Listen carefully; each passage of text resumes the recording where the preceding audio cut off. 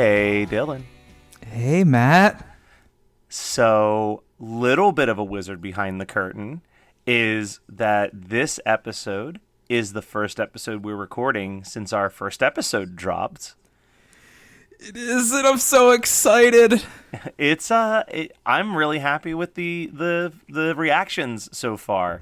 I want to check this real quick, but I posted a poll on our Instagram page where I asked people if our episode convinced them to watch Let It Snow, and it's at a 100% yes. Yes. Not the biggest, but from 5 people. We converted 5 people to check out that movie, which to me is a win. Oh, for sure. And you can add, I had 4 people text me since the episode dropped telling me I had no interest in this. As a matter of fact, I had scrolled past the movie before.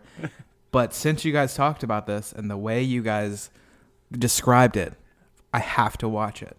Yeah, I actually, my friend Derek, shout out, I was talking to him on Monday night. And he was like, yeah, me and my fiance were listening to your episode in the car, and we were like, man, people didn't watch Let It Snow. That movie ruled. And he's like, and then I went upstairs to do some work, and when I was done the work, I was like, man, I think I'm going to go watch Let It Snow. And I walked downstairs, and she was watching the closing credits of Let It Snow, and I was legitimately pissed off that she didn't invite me to watch Let It Snow with her. So he's like, no, sit back down. Yeah. We're watching this again. Yeah, we're rewatching Let It Snow. But yeah, so that was something that I picked for us to watch. Yes. I picked a 90-minute movie, and you picked 90 minutes of episodes of Community for us to watch. Oh, my gosh, yes. So, obviously, this is one of your favorite shows. Hands down. With me, this is definitely among my favorite shows, but I feel like it never quite cracks, my top 5. It might be somewhere in my top 10. But I really dipped out on Community over the last couple of years. I think because for such a long time, it was, how some people just have The Office on all the time? Yeah. Community was kind of like that for me. It was just I can just throw this on in the background while I'm doing stuff. I know the episodes well enough that I can kind of instantly be invested at the drop of a hat type situation. And as I'm looking at my notes for these, we're covering the Christmas episodes from season 1 through season 3. And just looking at my notes, I can tell that my enjoyment of the Christmas specials grew every season. So it's so funny that you say that, because as much as I love the Glee Christmas and Abed's Uncontrollable Christmas, it is that first Christmas episode that brings my heart so much joy. And I have always loved Community. It was introduced to me after season 1 had ended. One of my best friends at the time that summer was watching it on his computer, and I'm like, what are you watching?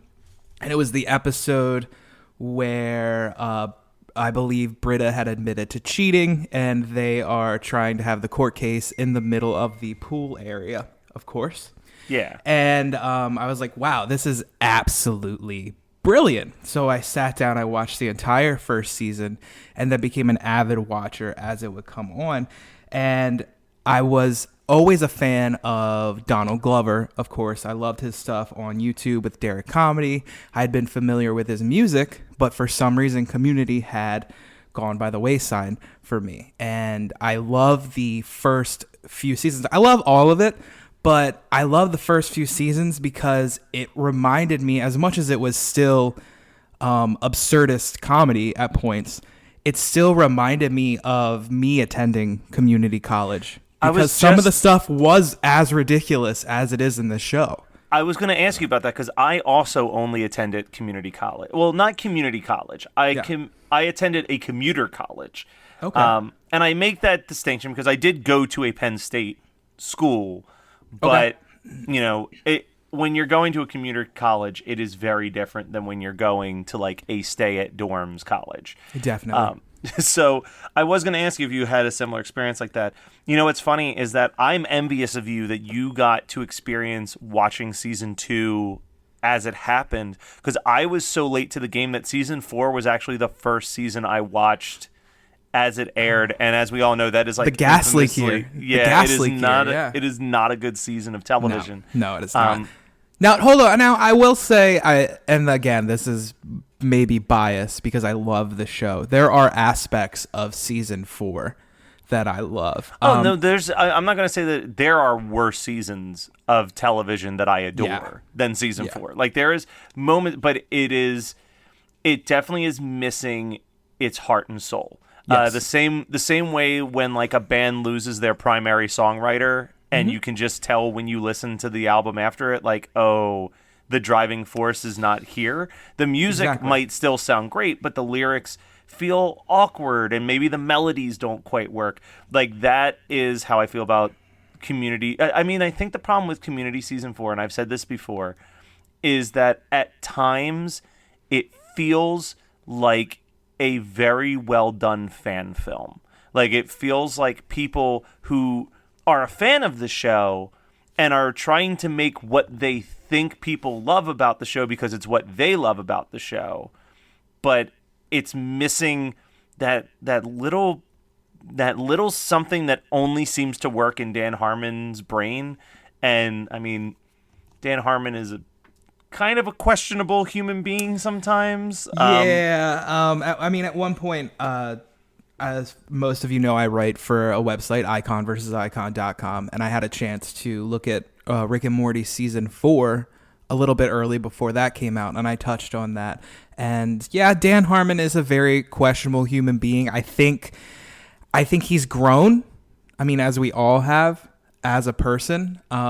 But he really was the driving force of those first 3 seasons, and losing him in season 4, I definitely agree with what you're saying. It does feel like, oh, let's take these characters and what we love about these characters, and let's put them in situations that we like when they go to the Inspector Spacetime convention, or what's happening with Christmas. The show rarely takes place on campus in season 4.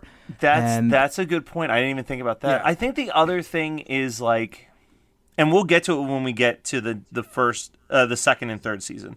First season didn't quite have this aspect yet, and I think it's why I enjoy the first season, but I don't love it. Is that the first season they weren't really dabbling in stylistic parody yet. But like when you get those second and third seasons where they are just, every episode is like, let's do a zombie movie. Let's do a Rankin and Bass Claymation Christmas special. Let's do a parody of flashback episodes of TV shows. Like, that is when Community is at its like comedic peak to me. Yeah, I would agree.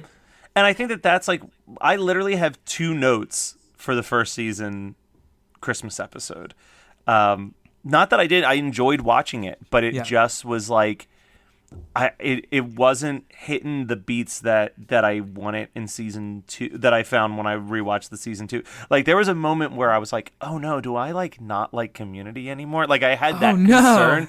Not that I like, but I just was like, man, I remember watching Community and like laughing from start to finish when I would watch episodes. But then like we got to like the season 2 and season 3 episodes, and I was, back to like, okay, it's just that I really like the way they do parody. So how about we tackle these one episode at a time? So let's start with the season 1 episode. I will give you the reins on this, because honestly, my only true note, I wrote down one quote, which is barely a quote. It's just "Merry Happy," which I just think is very funny.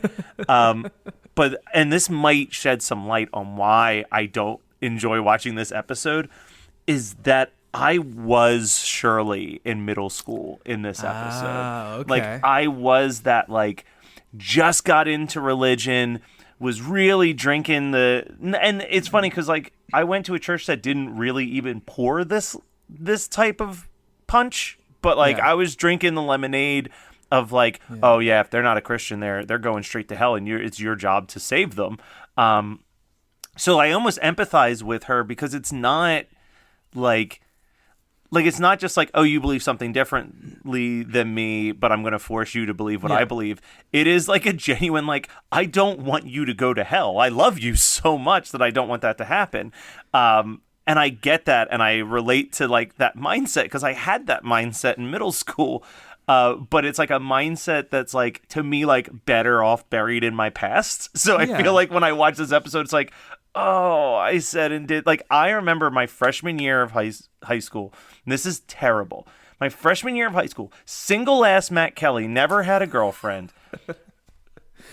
First week of school, this girl at the school dance asked me to dance. We like danced the whole night. She's talking to me the whole time. We even kiss a little bit. And then I found out that she was Jewish, and I was like, oh, I'm sorry, I can't. And like, that thought sends chills down my spine now in my 30s, that I was like, oh, you idiot. I was going to say, we are, this will be around our 5th episode, and we have already been canceled. Thank you, Matt Kelly, for your for your performance in the past. But no, I mean, going back to what you're saying is like, you also, and honestly, you just kind of opened my eyes up on it, is you can't really blame Shirley. I mean, that's what has been ingrained in her mind. That's what she's been taught. That's what she's learned. And she is a genuine person. And I know she can be a little bit manipulative at times, but it's true. It's the whole point is she does not want to see her friends go to hell. And that is her belief system, honestly.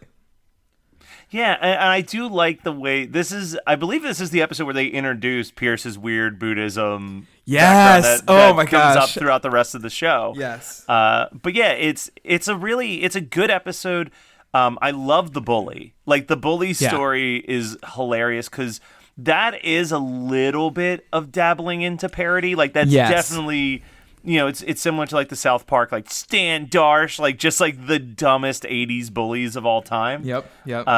But yeah, I mean, it's definitely got its moments. So how about you tell me what it is about this particular one that kind of makes it your favorite among the three? So as you and I were just talking, kind of a light bulb clicked. And I think what I like about, what's different about this episode versus the other two is the other two I enjoy for their situations. I enjoy the situation that is happening throughout the entire episode. My favorite part about season 1, that Christmas episode, and actually probably season 1 in general, are some of the lines that are used. The dialogue is what I really believe stands out in season 1. Some of the things like when Shirley gives everybody a "What Would Baby Jesus Do" bracelet, and they're sitting at lunch, and I think Jeff's like, well, Shirley can be a little bit manipulative, and Troy goes, oh, I never noticed.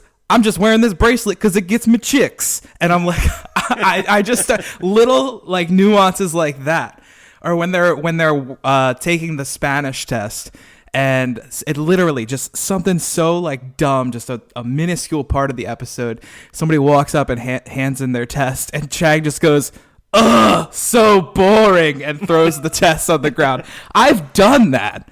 Like I've done, as a joke, of course. Like I'm not sitting here as manipulative and evil as Chang is, but I've done that, just joking around with my kids. I was like, ugh, boring. And then the bully comes in and he's like, Chang, what are you gonna do about this? And he's like, I'll allow it. It's like the little I'll allow it is instances classic. like that. It's a classic, and I think that's become a GIF at this point. Yes. The I'll allow it. I definitely think that the first season's interesting, and this is nothing new. This isn't unique to Community. This is pretty much any sitcom. Is that like the first like 5 episodes of Community, the characters are not the characters. They're not the right characters. Yeah. And one of the things I did learn is that a lot of Community, they started to lean on the reality of the actors. So that the actress who played Shirley is a very religious woman. So they're like, all right, well, let's just play that up. Donald Glover grew up a Jehovah's Witness. Yeah, I was going to say, because I think this is the first episode where we learned that factoid about it, because prior to this, Troy was like dumb jock who's too cool for school. And there is a cool thing to analyze. We talked about Community on another one of the shows that I produce, my favorite episode of, and someone talked about like your first nerd boyfriend. Like the first guy, when you're like a nerdy guy and you feel like no one understands you, like that amazing connection when you meet this other person who's not just nerdier than you, but so excited and ready to share that nerdiness with you. And you're like, oh, this is who I was always meant to be. And like, that's the story of Troy and Abed. 100%.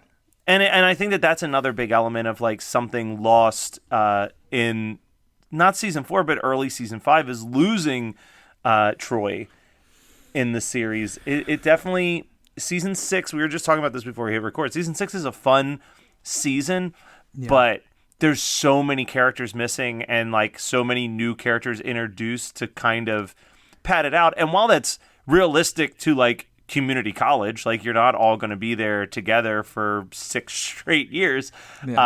It is definitely something where you're like, oh man, like I remember watching a couple episodes and being like, man, I wish Shirley and Troy were here. Yeah. And we haven't even gotten to Abed's Uncontrollable Christmas. You're going to already have me start crying over here thinking about Troy's departure, because God, that was absolutely heart-wrenching. Abed's entire, like, the devastation, the realization that Troy is leaving. But you're right. In the first season, we haven't established the Troy and Abed. We haven't. Troy and Abed in the morning has not happened yet. They're kind of two separate characters. There's interactions between the two, but there are a lot they of bumpers. aren't that team. I was talking about this with my friend Crystal, because she was one of the people that really got me into the show Community, and our friend Lauren, who listens to the podcast, was getting into Community over quarantine, and she had been skipping the bumpers. And we were like, no. Oh my God. Yeah, we're like, you have to watch the bumpers, because literally the Troy and Abed relationship grows from that. Yeah, if you didn't watch the bumpers, they're just suddenly friends and it doesn't make sense. But if you've been watching the bumpers throughout the first season, it really does build their growing friendship through these little like 30-second shorts that are at the end of the episodes. Exactly. That friendship grows, I mean, from the very first, the La Biblioteca rap. I mean, so we don't really see it in the actual show, but those bumpers, just the growth of that friendship as close as they are.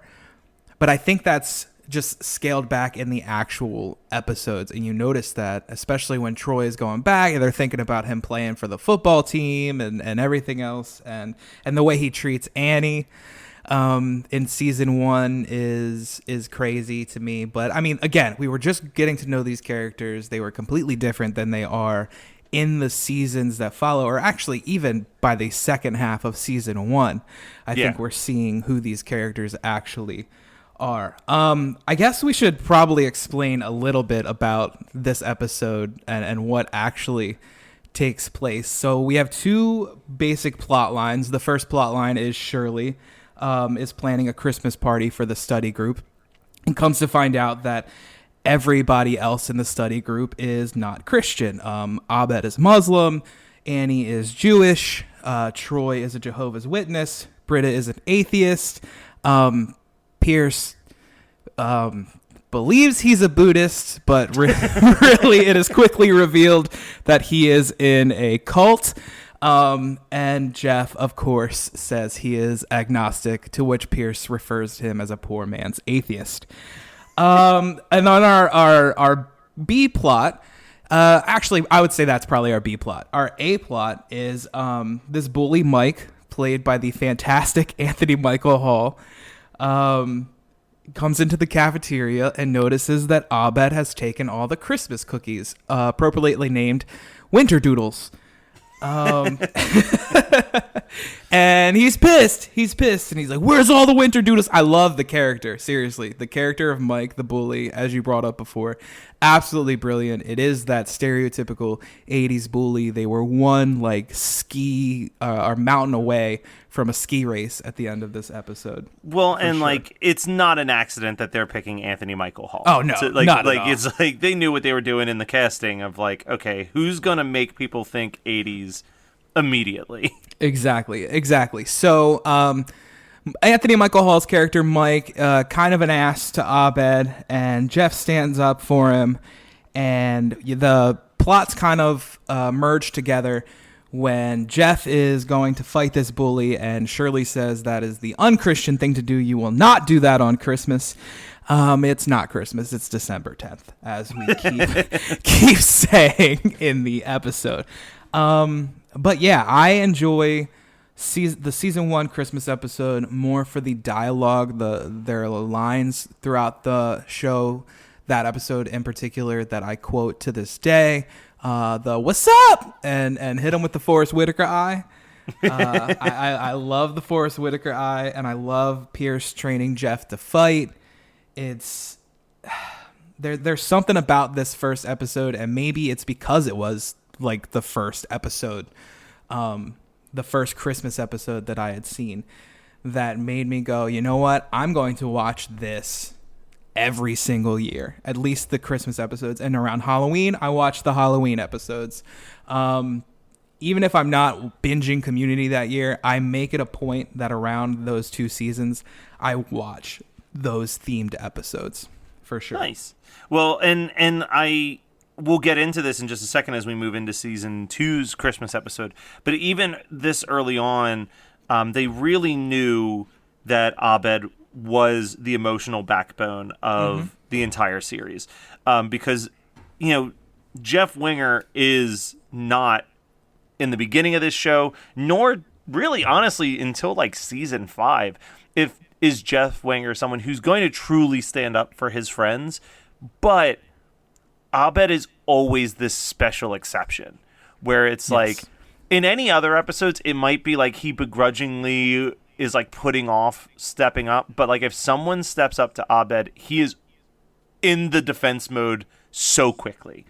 And I think that leads beautifully into the second season, where we've got this amazing Rankin and Bass claymation special. So before we go completely into it, I this was something that just hit my head last night as I was rewatching these episodes, and that episode began. Is I want to know how this was done. Did they do this digitally, or did they actually create the full-blown characters in claymation? I'm trying to figure that out. I was going to say, did you research it? I'm doing that now if you want to get into it. I would imagine, I'm going to make a guess here. Knowing the insanity that is Dan Harmon, I think that if they couldn't do it the way that it was done back then, he wouldn't have done it. Yeah, and exactly, and that's what I was thinking. I was listening to the Can't Wait for Christmas podcast from Tim Babb, and he went into the creation of The Nightmare Before Christmas and how long that took. And I know it's different styles, I know it's a different process, but knowing that it probably takes the same amount of time to get those shots in, that's when I was like, oh my God, like how long did it actually take? So I'm gonna do some research on the fly here as you get into the episode. You look into that one. So this one, in my eyes, immediately it starts off grabbing my attention again. And I had forgotten that this episode is literally from start to finish claymation. There was part of me that kind of remembered that like eventually they went to live action towards the end, but that there's literally one single shot of live action people. The rest is all claymation. And the concept is that Abed is seeing the entire world as a Rankin Bass claymation special. So John Oliver's character of the therapist is brought in. And I feel like by this time John Oliver was no longer a series regular. I feel like this may have even been his last appearance on the show. Because they definitely started to fade him out. Exactly. Like season 1, he was very involved as a former associate of Jeff's, of course. But yeah, by this point, John Oliver had not been appearing regularly, and they brought him in for this. And then I believe he did not return until season 5, maybe. Yeah, like I think that this is kind of his last really official role on the show. Yeah. And it really just takes his character, the Cleaners, is just a very manipulative, mean-spirited man. But the focus of the show is them having a therapy session in the study room, which is a super common theme that I love throughout this show. And they talk about the magic of this study room. But usually they're talking about like, cause it brought them together. But so many episodes like this, or the D&D episode, or like millions of other episodes they are just sitting at the table in the study room, but we're experiencing the narrative that they're living through that. So this is, I think, probably the first episode where they really did something like that. Yeah, and you get subtle reminders of it when they're like holding John Oliver character back, and he's like, "You're actually choking me in real life, you delinquents." Or there'll be scenes where a door will open and you see the library through the doorway. There's like a lot of cool little things like that. But this is the one I did not shed a tear watching season 1. I shed a tear watching season 2 and season 3. Yeah. They had these little moments. So at one point, one of my notes was that at one point, Abed turns all of them into toy versions of themselves, like Britta Bot and Jeff in the Box and stuff like that. Troy Soldier is my personal favorite of the names. Oh, I love Troy Soldier. I love Shirley as the baby, and she's like, "Shirley's the baby," and she's like, "I'm the what? What the hell?" But maybe you know this.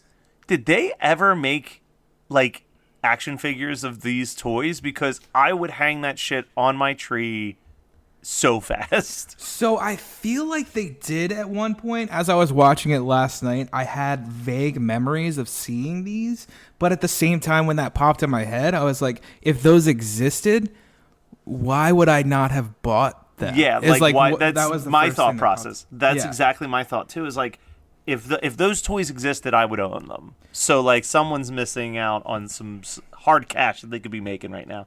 But the main premise is it's fun. It's got a lot of wackiness. It taps into a lot of the Christmas specials that we grew up on.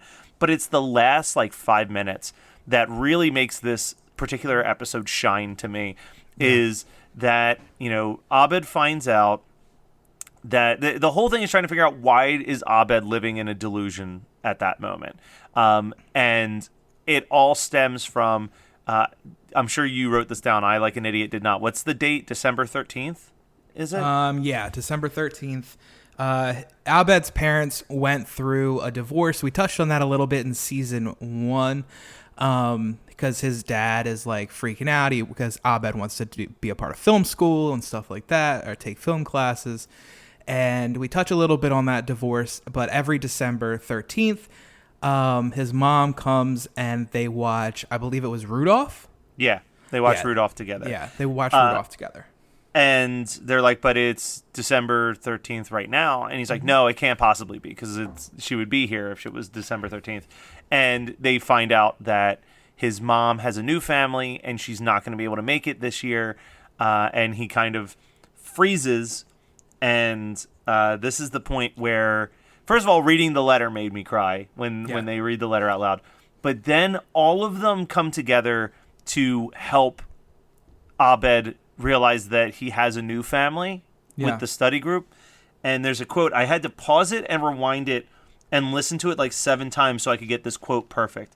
But it is now my favorite. I might cry while reading it. It is my favorite quote about Christmas. Yeah. It's the crazy notion that some of the longest, coldest, and darkest nights can also be the warmest and brightest. Yep. Ugh. 100%. Oh my God, it's so. I literally am. I also was cutting onions before we came down here, but like, I'm not saying that as a joke. I literally was starting to work on making a stew. But yeah, oh God, that line kills me. And it bleeds into like once they're done singing and Abed's unfrozen. He's like, the meaning of Christmas is that Christmas has meaning. Yeah. Yeah. Oh God. So it's such a and I think that's the thing that's so, like, here's what makes this one and a little bit of season 3. I think that this one stands out the most among the 3 in this way. But like, at its core, I would say that Community is more often a pessimistic show than an optimistic show. I would agree. Like it falls in the same realm of The Office, where it's a lot of winking and nodding at like how dumb things are. Yeah. So for the fact that they really actually have a super optimistic view of Christmas from someone like Dan Harmon, who is so pessimistic, really says a lot about, like, I think that at his core, Dan Harmon is probably a big Christmas guy. Yeah. Because with the way that he gives like a thumbs down and a loud wet fart on every single thing that happens in the world between this and Rick and Morty, for Christmas to be the one thing where he's like, no. We're Yeah. going to talk about how beautiful time together at this time of the year is. Like, Yeah. I mean, if that's not the Grinch's heart growing 3 times its size, and like, I went on a long tangent on something recently. I think it was maybe a Facebook post about how like the most important story to think about at this time of the year is the Christmas Carol, is Scrooge. It's this idea that whoever you've been doesn't have to be who you are. Yeah. I really love that. I think I'm going to have to revisit at least season 2's Christmas special every year from here on out. I mean, so good. And I agree. And as much as I love, as I was pouring my heart about season 1, I think that is definitely my favorite. It's my favorite season, and I might chalk that up to, hey, it was the first one I watched, whatever. Season 2, this Christmas special, if somebody was like, you can only watch one of them, this would be the one I would watch. It is the most Christmassy. It is the most heartfelt. It's got the beautiful moment at the end, and it's got little moments throughout. I love Pierce when he's in the train car and he's like, all right, I'm out of here. The cookies are gone. I gotta pee. I'm done. Bye. And leaves. And then everybody else is gone, and he comes back, and Abed just looks at him and he's like, yeah, I didn't want to go home. It's lonely around there this time of year. And it's like, oh my God, like Pierce and Abed even have a connection. And it's like, Pierce is a human being, as hard as that is to see. and I think that this is going to sound really weird also, but I think it's really telling who the people are that stuck around for Abed. Not that like Jeff and Britta, and like I think that everyone had good intentions. Yeah. But it's Annie and Troy who are the same age as Abed. Mm-hmm. And it's Pierce. And me stepping outside of, and this is, I am very well aware that this is probably me just reading too much into it. But I think that when you look at it, you've got Pierce's generation, who's looked at as washed up and no longer useful. And you look at Annie and Troy, and they're of that generation where you're too young to know any better. And I think that it's not an accident that those are the two groups that are ride or die with Abed's delusion to make sure that they figure out if he's okay and take care of him, by showing him that empathy and compassion, because they're also used to being told that what they're feeling or thinking may not longer be valid. Yeah, exactly. And I would agree. I don't think you're reading too much into it at all. In my personal opinion, as we talked about Dan Harmon before, the man is, I mean, at this point, you can't argue he's a creative genius in writing, at least. So, I mean, definitely, there's no way that is just a coincidence. But yeah, so the episode ends with them watching TV, and as the TV shuts off, you see the actual real life versions of these claymation characters sitting on the couch, and it's a very sweet moment. One thing I want to give a shout out to this as we lead into season 3 is the one thing that season 2 does not do well that season 3 does amazingly is I think that the songs in season 2 are nice attempts. They're Okay. like, I enjoy like sad quick Christmas song and like stuff like that. But season 3, the songs that come up in this season 3 Glee episode, at least 3 of them I would happily put on a playlist and listen to every Christmas. Of course, one of them being definitely what? Me So Christmas. Me So Merry. Oh God, it's so well. So let's get into this. So this one is a full parody of the show Glee, and even as me, who only watched the first season of Glee, I was able to be like, yeah, they are crushing this parody I was wondering about that because me personally, I was a huge Glee fanatic for at least the first 3 seasons. I was a theater kid, and I also played football, and multiple characters on that show did both. So I was like, I saw myself in this show as polished and as manufactured as the show actually was. It did have some decent writing, and I was curious as to what the take was from somebody who may not have followed that show. And you said you only watched the first season, but I'm glad to see it didn't lose. I don't even know if I watched the first. I feel like so I borrowed my friend's DVD of it, and that's all I watched of it. Yeah. But I think it was, and correct me if I'm wrong, but didn't Glee actually release the first season in 2 separate DVDs? Because it was like such a so I only watched the first half of the first season. Then I saw the first 13 episodes. Oh, it wasn't that bad. No, it was. You know what? I think for me it was like it was perfectly fine. I enjoyed. Like I still think that they have. I won't say that they've done the best version of a lot of songs, but I think that I listened to their version of Defying Gravity more than any other version of Defying Gravity. I would agree. And I love their version of Smile, the Smile Though Your Heart Is Aching. I think it is the most beautiful version of a song I've ever heard. And I would say, I would vote that it's also, at this point, and not even maybe because of the show, the least rewatchable thing out there currently, because you put it on and you're like, okay, this happened to this person.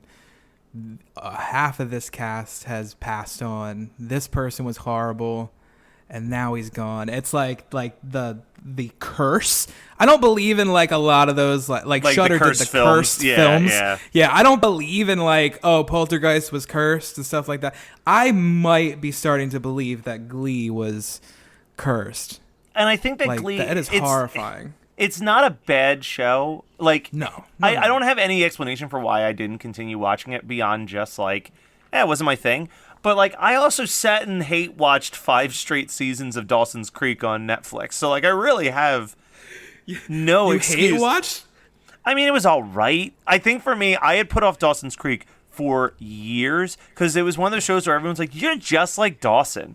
And I was like, no, I just like horror movies. Like, there's a difference. Yeah. So like, I'm curious because I've never watched Dawson's Creek, but some of my favorite movies are considered like, oh, that's the Dawson's Creek of this, like Halloween H2O. I love Halloween H2O. See, so here's the thing, because Dawson's Creek is written by Kevin Williamson. Exactly.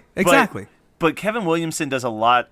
He's a lot better at writing. Like, it's too much of like that time period of like, ooh, it's the mid 90s and we're doing it's just Beverly Hills 90210. It's like all of those types of shows where it's just like the drama is so over the top in its manufacturedness that like it's just not bingeable. I'm sure that if it was a show that you were watching week to week, it'd be different, but like it was exhausting to like sit down and be like, all right, I've got nothing to do this Saturday. I'm going to watch the entire first season of Dawson's Creek. And I was just like, same thing happens even with like Gilmore Girls for me. Like I watched all the Gilmore Girls and I enjoyed Gilmore Girls, but sometimes like after 2 or 3 episodes, it's like, I need to take a break. Like it can be a lot. It's like, there's certain situations. Again, I'm only referencing Gilmore Girls because I haven't watched Dawson's Creek, where it's like, okay, you guys could have avoided this situation by doing this. I've talked about this with people before, but like for me, if I was ever to revisit Gilmore Girls, I'd probably just stick within like seasons 2 through 4, where it's still like just a show about like a small town and like the problems are never really that big. Because when you get to those later seasons where it's like 7 or 8 episodes where Rory and Lorelai aren't speaking to each other, it's just like, this is so stressful for me. Like, I didn't come to this show because it had heavy drama that I had to think about and sit with. I came to this show because it was light drama. Well, there's even I think that's where they might have messed up a little bit with the reboot as well, as it wasn't light drama. It was back to, Rory is... I'm going to hit up... am I about to spoil this for you? No. I've watched it all, but I may have to hit up my friend because I think she would be great to do our show because she hated... We can get all into Gilmore Girls with her. Yeah. She hated the movies, but every Christmas she has to watch the winter season because she's like, it just feels like Christmas when I watch There are moments I love. I love when the Logan's Crew, I can't remember the name of it off the top of my head. Oh, are you about to talk about the Across the Universe bullshit? Dude, I love it. Shut the hell up. I love that. I love Across the Universe. So I do too, but I don't want Gilmore Girls to be Across the Universe. I want it to be Gilmore Girls. I know. But one of my biggest issues issues with that was talking about the large drama is like Logan's cheating on his fiance with Rory, and we're supposed to be okay with it because it's Rory. Like, I don't care. I think Rory is, and I like the show. Rory's one of my least favorite characters. I mean, I've said before that I would like that show as much, if not more, if it was literally just called Stars Hollow. Because, like, that's all I just want to see, like, what the hell is Sean Gunn up to? Like, that's all I'm ever wondering. All right, so Season 3, Glee. We got on some tangents about television. In the Season 3 of Community. Yeah, Season 3 of Community. So we get into this episode. This for a long time was my favorite episode of Community. Oh, all right. I have to do a big rewatch because the one that I think about more than anything now is the one that's a parody of the like PBS documentaries. About the Pillow Town. Like, I want to revisit that one because I think that one I think about so fondly all the time. But for a long time, I loved this one because I love the songs in it. I love the jokes. And there's like some really weird pop culture references scattered amongst it that we're going to get into. But the first thing that made me absolutely write this down is they're taking shots at the show Glee. And the biggest shot is when they're like, oh no, here comes the hip hop remix, or the hip hop mashup remix. But it's when they're like, it's Elton Littlejohn. It's like, hey, tiny dancer. Okay. Like, that is so, it's funny because it's absurd, but it's also funny because it's not too far off from the reality. It's not too far off. And it's like, if you were, so for those who've never watched Glee, is these kids would break out into song, but it would be like super well produced. The songs sounded amazing. Even if you hated them, the production was amazing. But if you were to strip that back, if you were to base that show in reality, this is exactly what those songs would sound like. Yeah. Well, and I think that's so. I'm sure you already know this, but there was a period of time where there was a lot of parody films getting released, and they were all bad. Oh yeah, the movies like Epic Movie and Disaster Movie and stuff. Mm-hmm. And the thing is, I'm not sure if you know this, but the movie Disaster Movie. Do you know the story of the writing of that movie? I'm not familiar now. So they wanted Disaster Movie to be in theaters at the same time that the movies they were parodying were coming out. So all of the jokes are just based on things that happened in the trailers. What? And so the reason why I'm saying that is because I've watched all of those movies. Just a morbid curiosity. I'm like, let me watch Meet the Spartans. Let me watch these movies and just see how truly awful they are. And they are truly awful. Oh, yeah. But one of the big things that shines in them that doesn't shine in, like, the Scary Movie, like the original group of Scary Movie films, which I include up to Part 4. Like, I think Scary Movie 3 and 4 are hidden gems in the Scary Movie franchise. I think they're amazing. I've never seen Scary Movie 5 because the parts that I have seen, it does lean more into those epic movies and Vampire Sucks, but the Scary Movie 1 through 4, amazing. I would literally argue Scary Movie 3 is the best in the franchise. Better than the original to me. I would as well. But what the thing I was going to say is you can tell when you watch Disaster Movie that no one really did their research. Like, they literally just watched the trailer and was like, okay, well, let's just make fun of these things from the trailer. Yeah. But with this episode, I do not doubt that the Community writing team sat down and was like, I know we're going to hate this, but let's watch as much Glee as we possibly can so that we can make sure that we match camera movements and we make sure that Mr. Rad just fits that obnoxious upbeat tone that the whole show Glee has throughout. What's funny is this isn't even their first shot at Glee. No. Like they did it in the paintball episode, the first paintball episode when they're in the courtyard.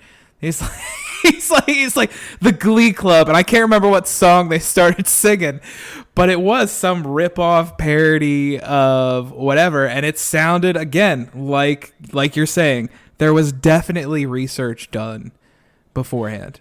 Yeah. So as the actual like moments that I started really taking notes, the first bit is fine.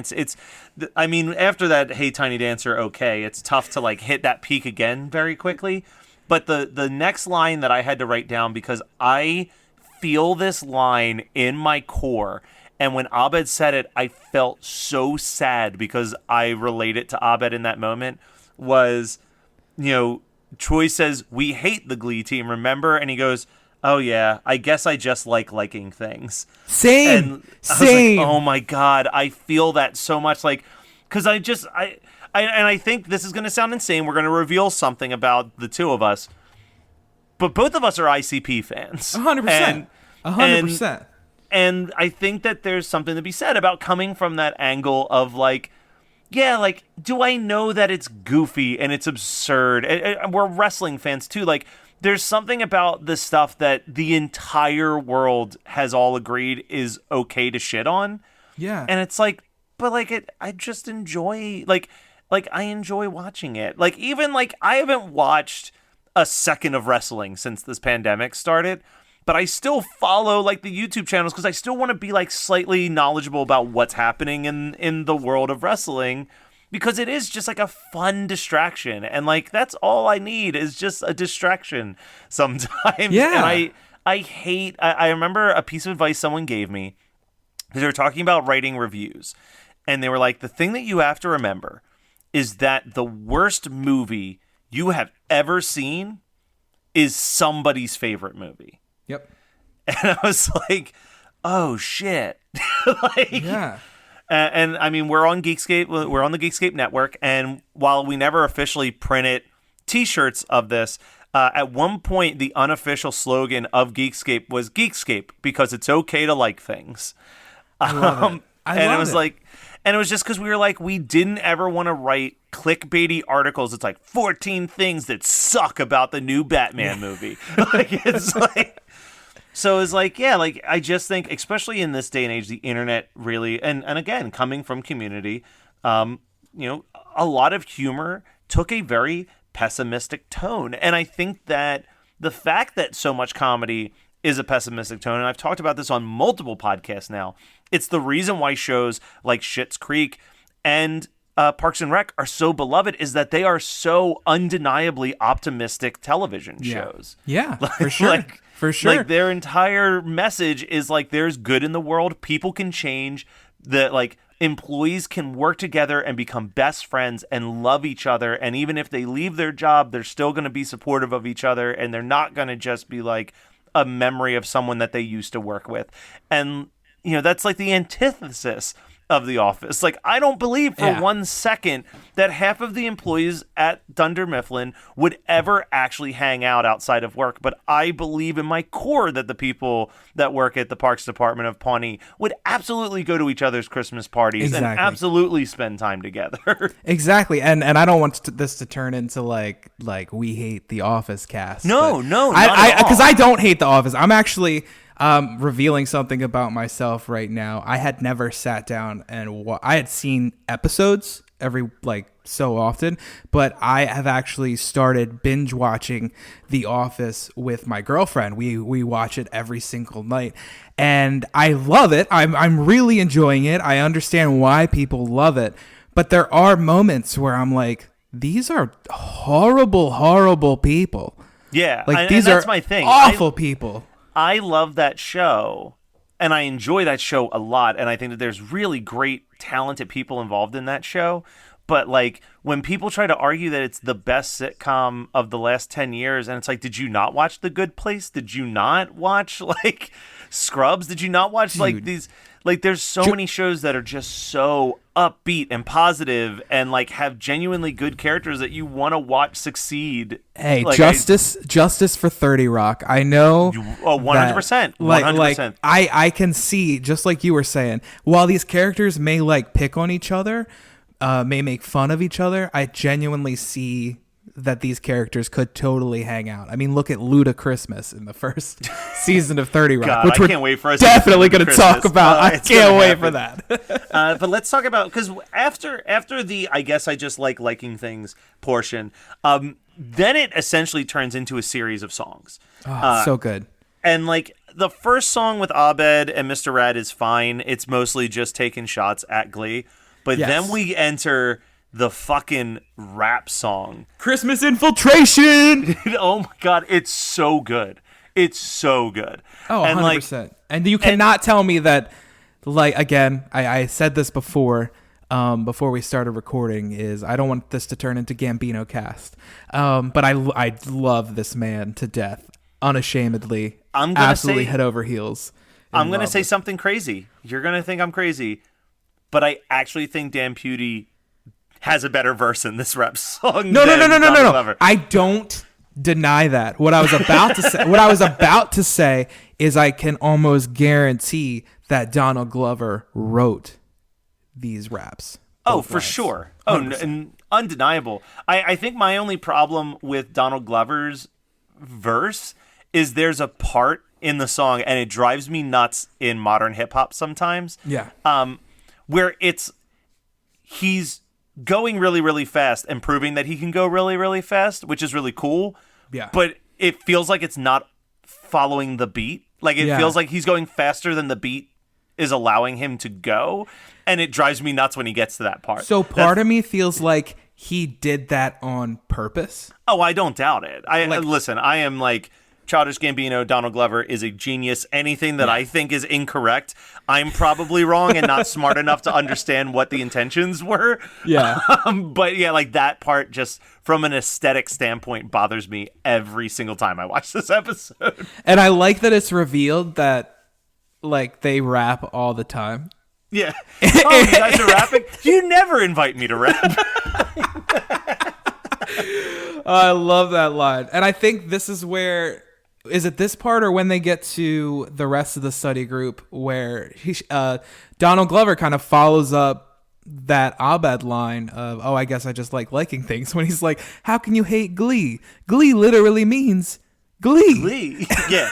Well, and that's because then they get into Baby Boomer Santa, which oh my God, that's my favorite song in the show. See, I am a big fan of Annie's song because it is it's a great parody.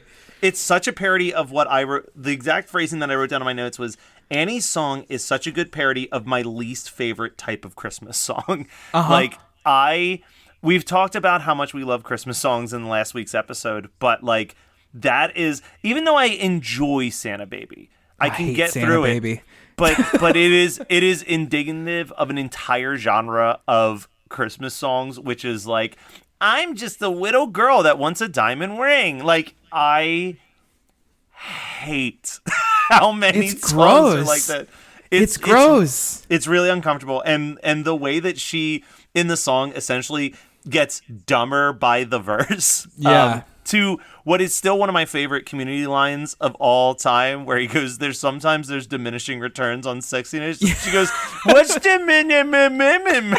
Like, but man, we just blew past Baby Boomer Santa.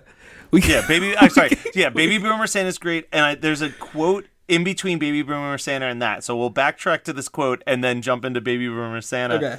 But Bretta says, the stakes aren't even that high, and it makes it so much scarier. It's true. I mean, throughout the entire episode, they keep referencing regionals, and they're like, "We got to get to regionals. We got to get to regionals." It was Dean Pelton who's like, and to think they were this close to regionals, and Pierce like, "What are regionals? They were this close." Close, Pierce. Well, and I think that actually.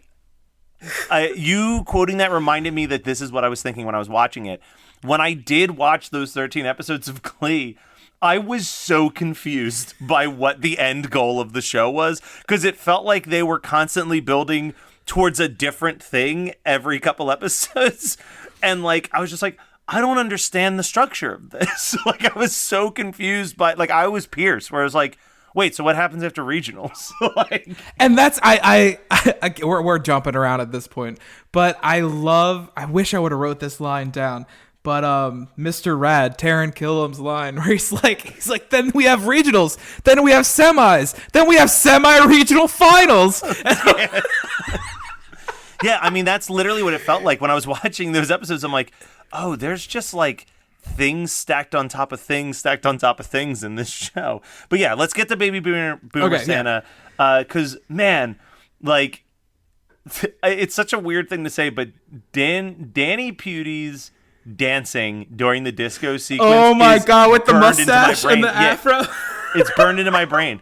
I was like, I will never be able to dance like this. It reminds me of, he was like a live action version of one of those old 70s cartoons. For sure. I literally was going to say, like, I would, if you showed me a cartoon dancing like that, I'd be like, no human can dance like that. Yeah, it looked like Schoolhouse Rock. Like, it looked like one of those animations of somebody with an afro and a mustache. It was oh my so God, good. It's so good. And the way it just bounces from genre to genre to genre, it's so good. I love the start with the boogie woogie bugle boy type deal. Oh, it's so good. And it's true. It's that's the character Pierce is, and his.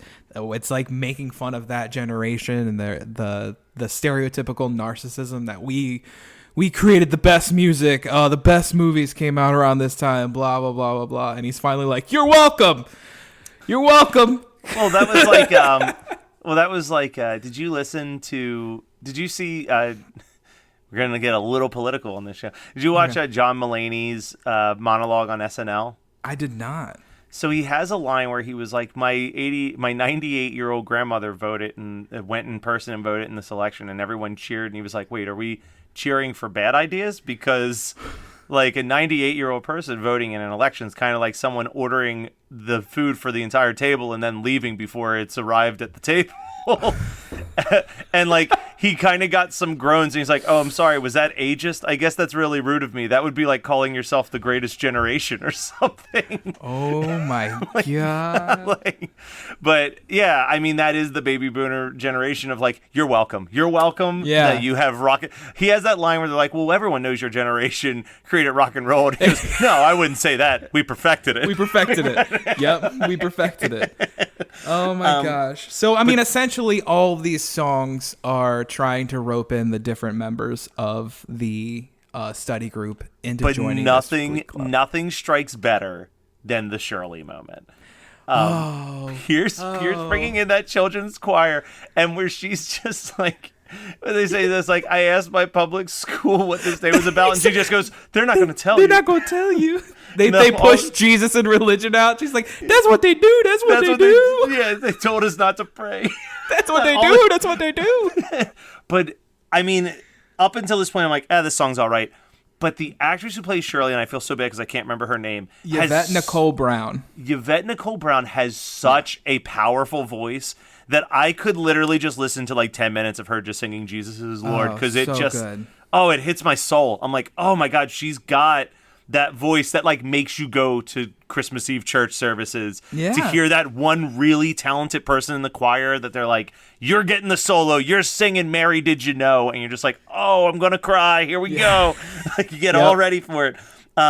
Also, I mean, the horror fan in both of us, you gotta love the Invasion of the Body Snatchers 1978 parody with Jeff Winger turning around and extending his hand for the giant.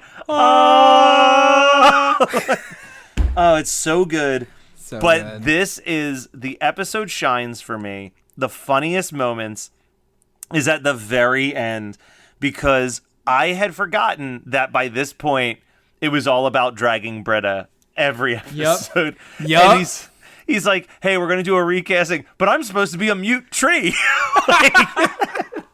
And then she comes out and starts singing, and probably my favorite line in Community history, oh, Britta's in this. Yes, Dean's, Britta's in this. I again, there was a fine line during season 3 as we're making fun of Britta, where Britta did toe that line of, oh man, really? Like, we're just gonna rip on Britta? And God, Britta is the absolute worst. Like, when Abed is telling her that she's taken over, and she's like, what are the lyrics? And he's like, they're in your heart. And she's like, oh yeah, God, you are the worst. And she comes out, she's like, let's let Britta finish her awkward song. Yeah, me so Christmas, me so merry. It's so fucking funny. But then again, they hit me with the tears because I teared the fuck up when Abed's sitting alone in his house and he hears his friends caroling First Noel. Yes. Which, as you remember last week, I said is probably my favorite carol. There's something about that carol I love. But yeah, them opening up the door and they all come in and it's just, you feel it in your heart. And then, I mean, you know me well enough to know the idea of Troy just going, oh my God, let's all watch how terrible this Christmas special is. I mean, I have the Star Wars Holiday Special on a bootleg on my DVD shelf, and I have had friends come over so we could watch how terrible it is on more than one occasion. Yeah, and I mean, this that was mentioned earlier, where he's like, I think Abed was describing it, and Troy again is like, that sounds awesome, that sounds terrible. I want to watch it twice. Yeah. And it's brought up again at the end, and you and I are both the same exact people. Like, I mean, what are we going to watch this time of year? Around the recording, we are very, very close to Thanksgiving. I mean, by the time this thing comes out, this is our episode. I mean, we do have to acknowledge the elephant in the room that this is the episode right before Christmas. When you're listening to this, Christmas is like 3 days away. Ooh. But at the time we're recording it, literally tomorrow is Thanksgiving. Yeah, exactly. And what am I going to watch tonight? I'm going to put Blood Rage in, and I'm going to love it. And it's god awful. But I love Blood Rage so much. Blood Rage is one that it took me a while to get into, but man, Blood Rage is a masterpiece.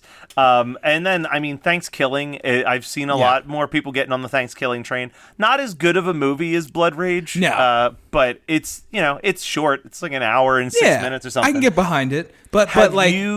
Have you, because this is all a parody of, I can't remember the name of the Doctor Who parody. Remind me real quick. Inspector Spacetime. Inspector Spacetime. So this is obviously Inspector Spacetime is a parody of Doctor Who. This is a Christmas special that's a parody of the Star Wars Holiday Special. Have you ever actually watched the Star Wars Holiday Special? Okay, I was worried you were going to go to Doctor Who. No. Oh, yes. I have watched the Star Wars Holiday Christmas Special. Okay, because I was going to say, I remember watching this Community episode with people who hadn't seen the Star Wars Holiday Special. And I was like, I need to explain to them. Yes. That the idea that they watch a hologram of a rock band perform is 100% in the Star Wars Holiday Special. Straight out of the Star Wars Holiday Special. I think it's Jefferson Starship. They watch perform in a hologram on like a weird little thing. Like there's so much weirdness. We were talking before we hit record of like things that we would discuss, but like maybe would want to save for like in front of a live audience. And Star Wars Holiday Special, that screams episode 100 in front of a live audience to me. Yes. Maybe even we can try to be really sneaky and do an actual screening of it first. But I mean, I know. At this point, it's all over the internet. So. That's true. But yeah, so it ends with that sweet moment. And then probably of the 3 episodes, the best bumper, which is the Carol of the Bells with all of the side characters. Yes. So we have Chang. Well, it's Dean. Dean. Oh, no, Dean. He's doing Chang. Mary Chang, miss. Mary Dean, miss. Yeah, and then it's Pop. My name is Alex. You've got Starburns, who I love that by season 3, he's like, damn it, my name is Alex, not Starburns. Well, it's because like the joke, it's so funny because I always think of when they do the Starburns joke, the thing that I jump to is in The Wedding Singer when he's talking about the table of freaks. Yeah. And he's like, and sideburns lady over there, and like the woman looks up and she's got long sideburns.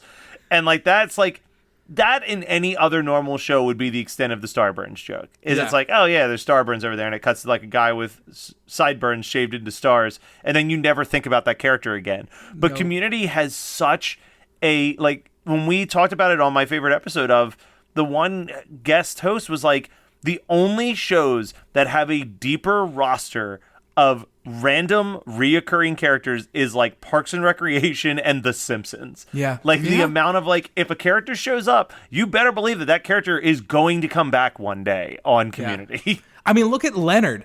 Leonard was in the show from the very beginning all the way up through the end. Like, Yeah. It's insane. It's absolutely insane. my favorite line involving Starburns is I can't remember if it was season 3 or 4 when he does do like, my name's Alex. I can't remember who responded, well, maybe you should carve that into the side of your face.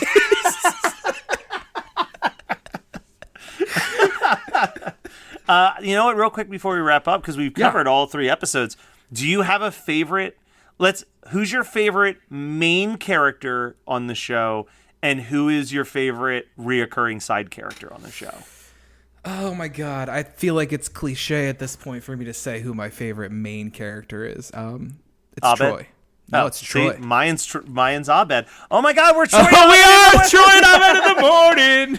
I mean, with Dean very close second for me. Dean definitely very close second. And if I'm doing top 3, my third would probably be Jeff. And as much as like he can be obnoxious and he can be self-centered, I love his end of episode speeches. I love him bringing everyone together, regardless of what his intentions always were. Yeah. But I love those moments because you usually got one at least every other episode. Yeah, for sure.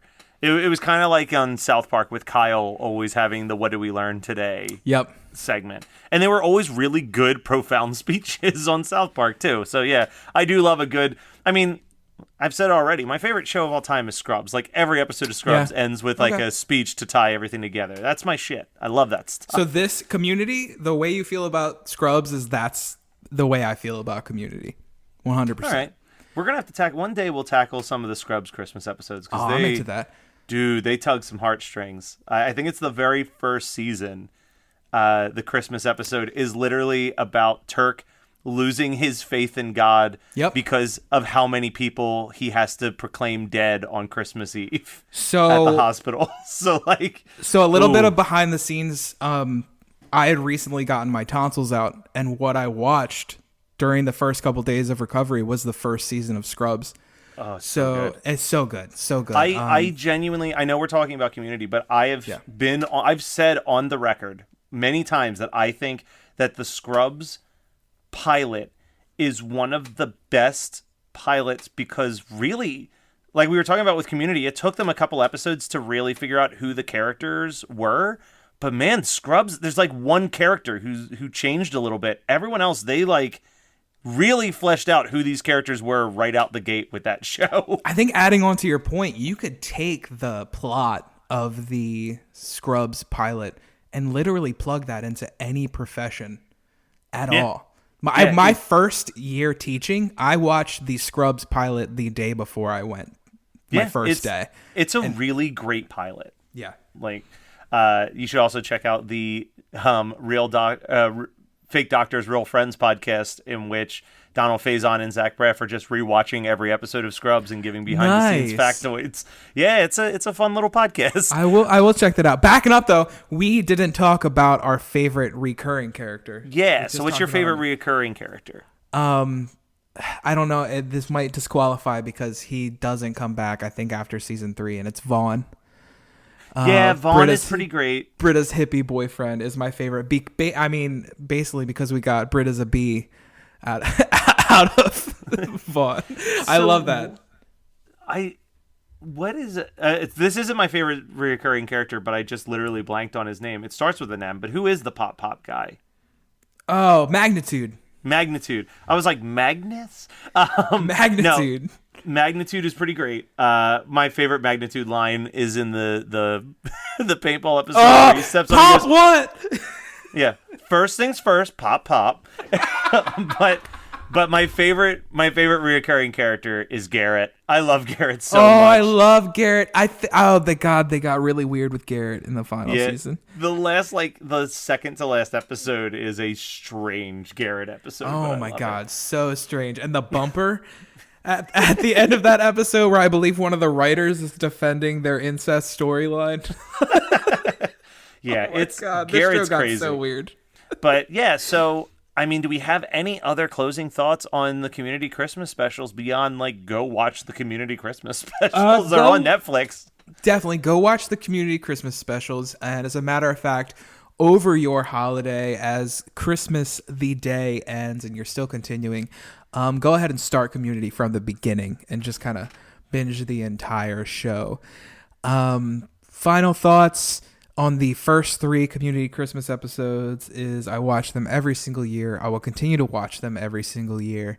And there is a Christmas episode in season 4, and it's not bad, but as we said before, season 4 kind of took a dip. We lost Dan Harmon as one of the main writers and showrunner. We lost the showrunner. He created the show. But season 4's Christmas special is kind of cool. It's got Malcolm McDowell in it, and it's a very subtle parody on Die Hard, and they're just trying to get their grade up. It's not as good as the previous 3, but I would recommend watching the season 4 Christmas special as well. That came out in, I believe, March or April, because by season 4, the show was basically at risk of being canceled every year after season 3. 6 seasons in a movie. Yeah. So just a heads up, guys, we've got some really, really cool, interesting episodes that are coming up on the horizon. But next week, it's going to be the week after Christmas. So we're just going to talk about what we did over our Christmas. That's going to be next week's episode. Stay tuned for that, and then get ready for we're going to be talking about stuff like the absolute worst wrestling pay-per-view of all time.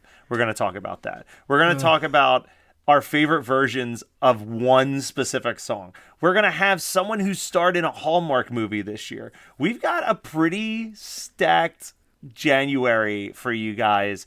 So I do hope, this is like the big thing I'm afraid of is like, yeah, everybody's in the holiday spirit right now, but what's it going to look like when we get to January? Are they going to drop off? Or are they going to join us on this crazy ride all year round? And I really hope that my theory that people will listen to a Christmas podcast all year round are proven correct. And I so in my mind, the worst day of the year is December 26th. It's my least favorite day because we all build up to that special day.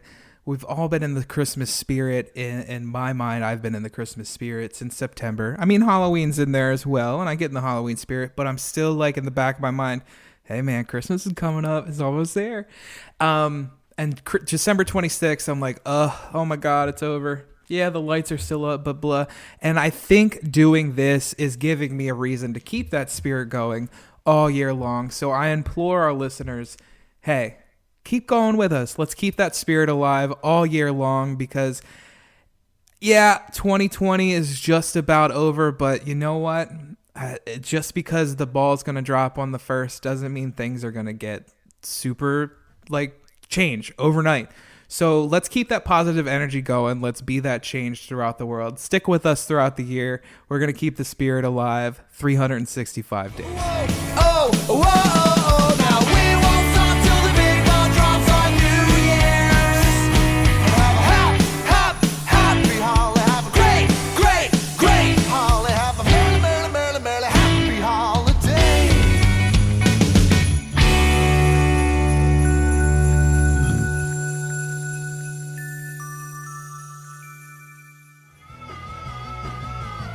You're listening to the Geekscape Network.